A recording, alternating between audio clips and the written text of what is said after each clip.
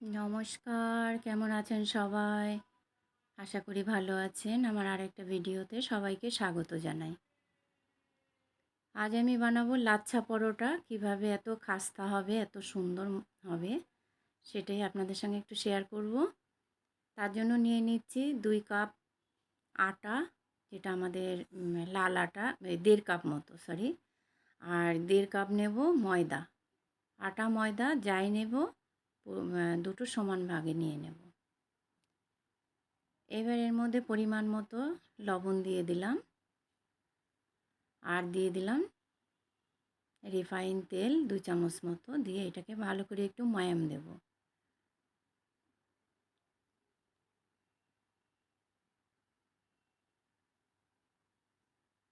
দেখুন এভাবে আমি মেখে নেব।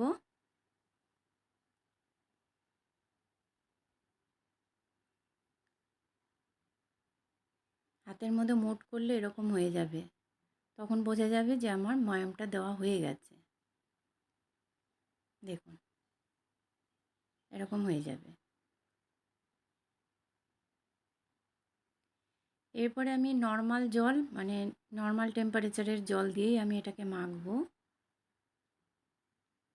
অল্প অল্প করে জল দিয়ে দিয়ে এটাকে মাখবো। একবারে বেশি জল দিয়ে দিলে বেশি হয়ে যাবে। আমি অল্প অল্প জল দিয়ে এটাকে ভালো করে মেখে নেব।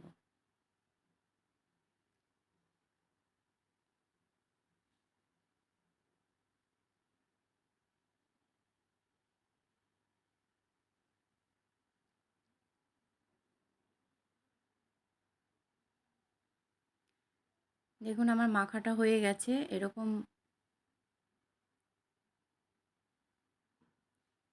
খুব স্মুথ একটা মাখা হয়ে গেছে এটা। আমি আর কোনো তেল দিলাম না এটার উপরে। তো এইটাকে আমি আধ ঘন্টা মতো ঢেকে রেখে দেব, রেস্টে রেখে দেব ঢেকে। আধ ঘন্টা পর আবার ফিরে এলাম। আসার পরে দেখুন এবার আমি এটা থেকে লেচি কেটে নেব পরোটার আকারে।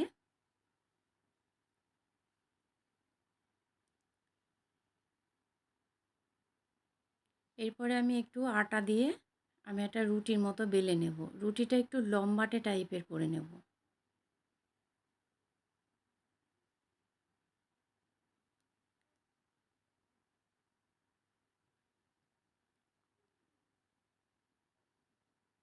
দেখুন রুটিটা গোল না, একটু লম্বা। যতটা পাতলা করা যাবে ততটাই ভালো। লম্বা করে একটু পাতলা করে তার উপরে আমি তেল দিয়ে দিলাম। তারপরে আমি ওপর থেকে আটা ছড়িয়ে দিলাম। দিয়ে এইবার আমার ভাঁজটা দেখুন কিভাবে আমি ভাঁজটা করছি। বেশ একটা কুচি মতো ভাঁজ হয়ে গেল। তারপরে এইভাবে রোল করে এবার এটা তেল দিয়ে এবার এটাকে আমি রেখে দেব। এভাবে আমি সবগুলো লেচি এভাবে আমি করে তেল দিয়ে রেখে দেব।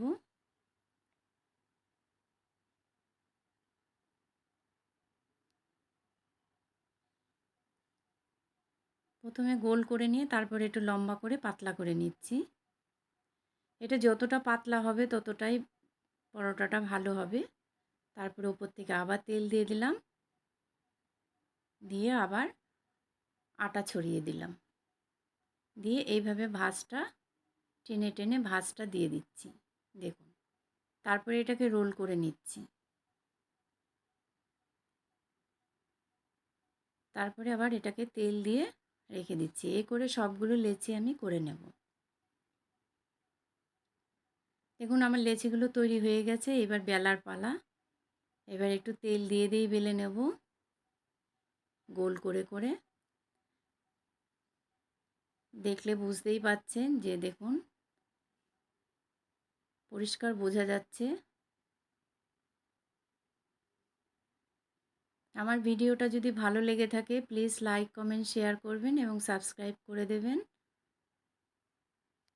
বেলা হয়ে গেছে, এবার তাওয়া গরম করে নিলাম। প্রথমে আমি এগুলোকে এপিট ওপিট করে একটু সেঁকে নেব, শুধু তেল ছাড়া। এভাবে আপনারা ফ্রিজে স্টোরও করতে পারেন। শুধু এরকমভাবে একটুখানি সেঁকে তুলে রেখে ফ্রিজে স্টোরও করা যায়।